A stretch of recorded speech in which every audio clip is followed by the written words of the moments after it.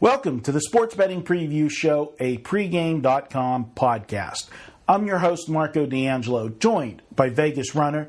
We're going to take a look in this segment at handicapping rookie pitchers in Major League Baseball. And no doubt we're bringing this up because last night, Stephen Strasburg made his Major League debut. You couldn't get any more buzz on a pitcher making his Major League debut, and he lived up to all of the hype. That's for sure. Cashed the ticket as well. But Vegas Runner, I mean, what we saw yesterday with the price on him.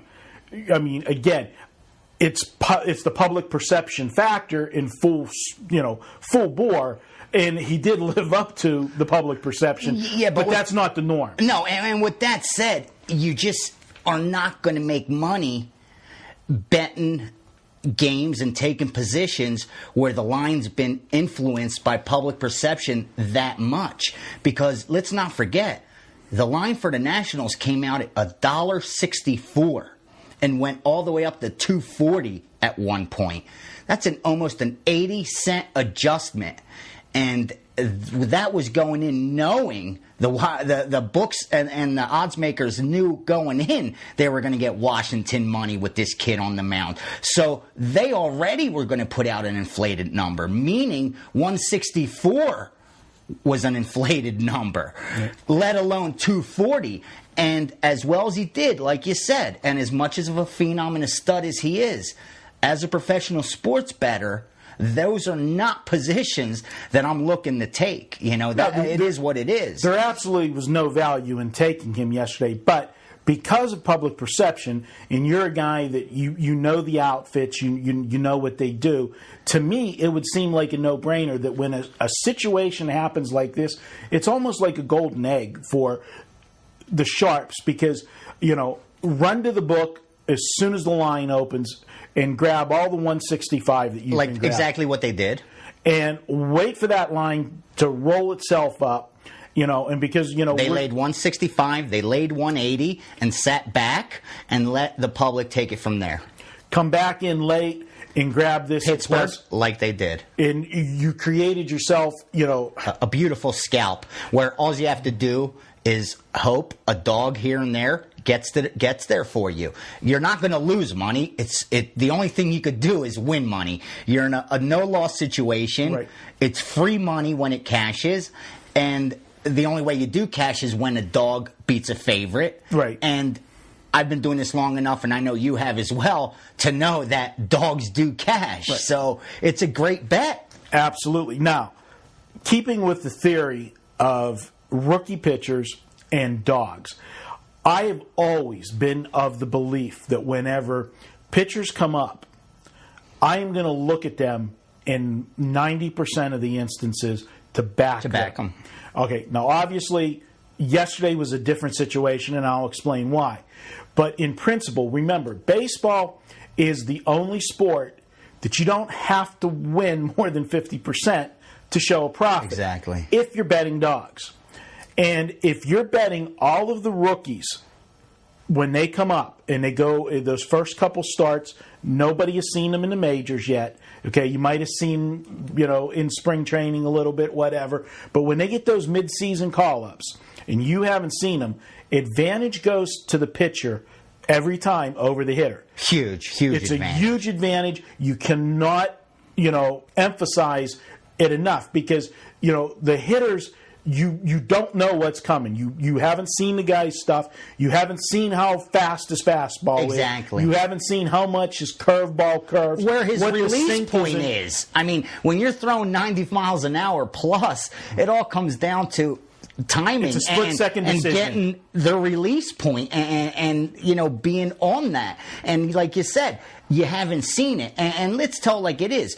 The Strasburg situation was totally different. All the hype surrounding him was a little different. So I could see those batters, those major league hitters, wanting to study a little tape on this guy.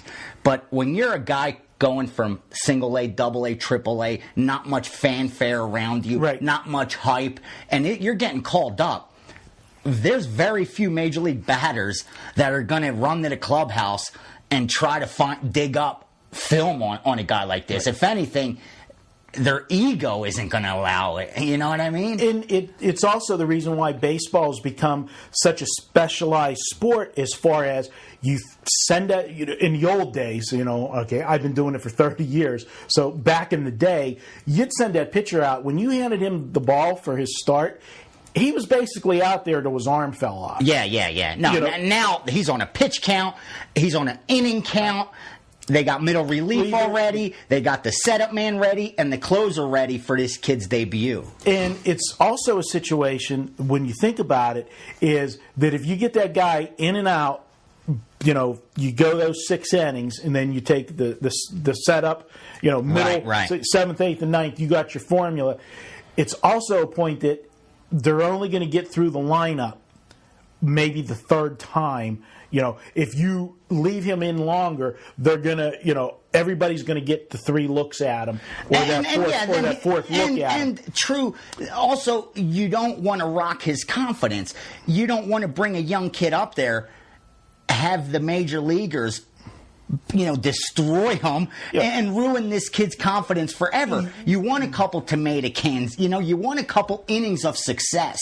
So you're not going to leave him out there. Even if he's doing well, you don't want to run the risk of having him get in trouble. You slowly, like you were saying earlier, like a boxer, you get him line up tin cans. Exactly, baby. And you get him ready, to compete at that level. But back to the betting principle. If you take all of these rookies in their first starts, in most instances, because they're an unknown, they're going to be an underdog. Yeah, and absolutely. if they're not an underdog, they'll be a very small favorite. 1.5, 110. Okay. All you have to do is cash 50% of these bets. And I'm going to tell you, you're going to cash more of them. I agree. But you're going to be getting a dog price in most of them. And it's a good angle. It's one of those almost no-brainers that you just, you add it like a side dish at the restaurant. You order your steak, you got to have a potato with it. When you see a rookie making his start, he's coming up to a team. And you can also tell a little bit about the guy coming up. If it's a guy that's coming up on a team that's got, they've got their rotation set, there's not injuries and stuff, and they're bringing a guy up. They're bringing him up because he's ready. Exactly. Now, if there's a team that's got 3 starters that are hurt and the bullpen's depleted, out of playoff contention, and they got to bring somebody, it's a little bit different. The guy maybe not be ready for prime time, but early in the season, you need to do the little homework, and I always do. And I like to see what cities these guys are from. Like if he's a California kid and he's happened to be pitching in Anaheim and L.A., then he's going to have family there. He's going to have friends there, and he has a better motivation to bring his A game. And like you said, it's a no-name guy. So, you're going to get value on the price. The hitters haven't seen him. You're going to get value. 2 situations that I like. I mean, this is a no-brainer almost across the board for me. But 2 situations I like even better. When it's a rookie left-hander, because left-handers just difficult, plain and simple. Yeah. They're freaks. They're unorthodox.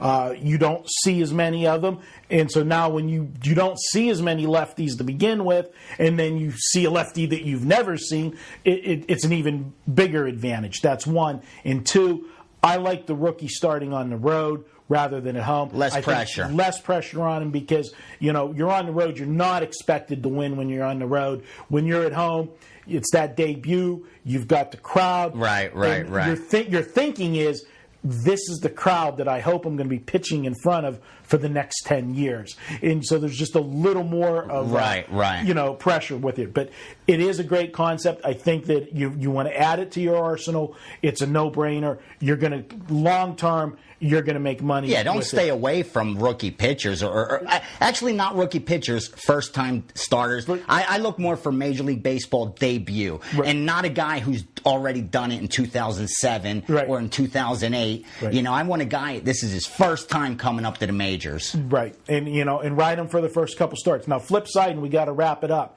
When they go through the league the second time and they start facing teams for the second time, it gets a little tougher. Then the advantage switches to the other way. I agree. So, hey, this has been a great how-to handicapping, how to handicap rookie pitchers in Major League Baseball. He's Vegas Runner. I'm Marco D'Angelo. This is a part of the continuing how-to series.